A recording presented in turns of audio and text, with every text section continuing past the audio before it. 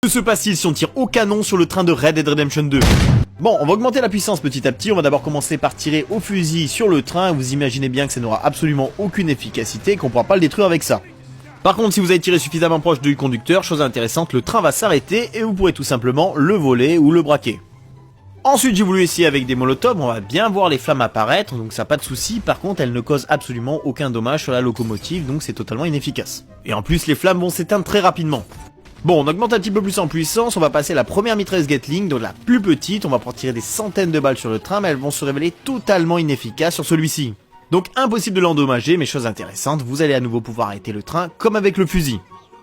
Autour de la plus grosse mitrailleuse Gatling, je vais tirer tout autant de balles qu'avant, si ce n'est plus. Malheureusement, ça va pas être suffisant pour détruire le train, et d'ailleurs, ce qui est assez étrange, c'est que cette fois-ci, le conducteur n'arrêtera pas le train, alors que pourtant, on a littéralement tiré plus de balles que tout à l'heure.